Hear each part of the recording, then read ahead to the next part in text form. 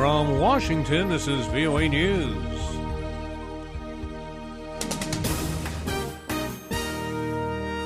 I'm Ray Kouguell reporting. President Barack Obama is criticizing a group of 47 Republican senators who warned Iran Monday that any nuclear deal it negotiates with Mr. Obama could last only until he leaves office in early 2017. Mr. Obama says the Republicans' actions are ironic because the senators appear to want to align themselves with hardliners in Iran.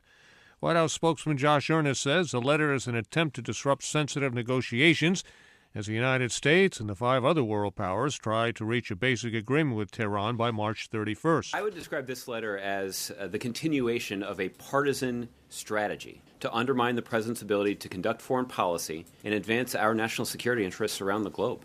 Iranian Foreign Minister Javad Zarif also criticized the Republicans' letter, saying it has no legal value and is mostly a propaganda ploy. Ukraine's President Petro Poroshenko says pro-Russian rebels have withdrawn a significant amount of heavy weaponry from the front lines in eastern Ukraine and says his government has pulled back the lion's share of its weaponry as well. In a national television speech on Monday, Mr. Poroshenko also said attacks that have marred the 3-week-old truce have fallen significantly. In Washington, President Obama met Monday with the head of the European Council for talks on a unified strategy aimed at countering Russian efforts to redraw the borders of Ukraine. Soldiers from Chad and Niger have retaken the northeastern Nigerian town of Damasak from Boko Haram militants. The capture of the town on the Niger-Nigeria border is the first reported success from a joint offensive against the militants that Chad and Niger launched in Nigeria's Borno state in recent days. This is VOA News. The U.S. Supreme Court rejected an appeal from a former Somali prime minister who was ordered to pay more than $20 million to victims of human rights abuses in his country. The court Monday declined to review a lower court ruling allowing a lawsuit to proceed against Mohammed Ali Samantar, who lives in the U.S. state of Virginia. He served as prime minister and defense minister in the regime of Somali dictator Mohammed Siad Barre in the 1980s and early 1990s.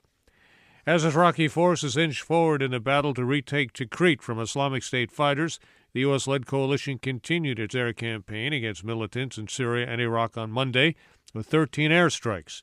They are focused largely near Kobani and Fallujah.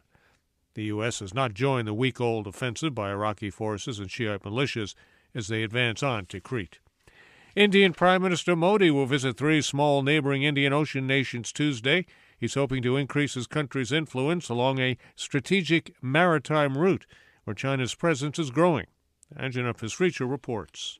The first stop for Prime Minister Modi will be Seychelles. From there, he travels on to Mauritius and Sri Lanka. Indian Foreign Secretary Subramaniam Jaishankar says New Delhi wants to tap on the substantive goodwill for India in these countries. We are looking at our visit, our interests, the possibilities of our cooperation with these countries.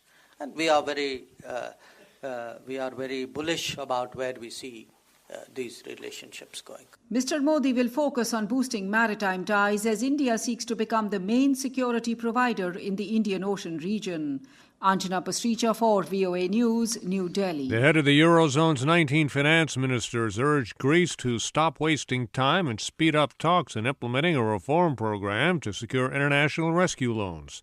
Group Chairman Yurin Dijsselbloem says little has been done since the last Eurogroup meeting in terms of talks and implementation of its economic reforms.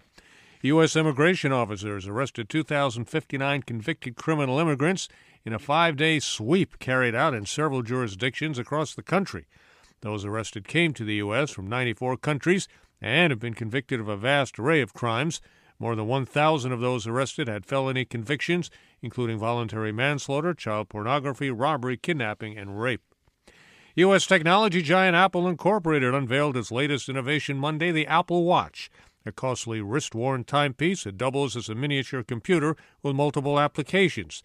Apple Watch users will be able to make calls, read their email, listen to music, and monitor personal workouts.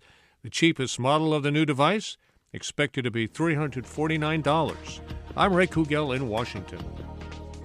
That's the latest world news from VOA.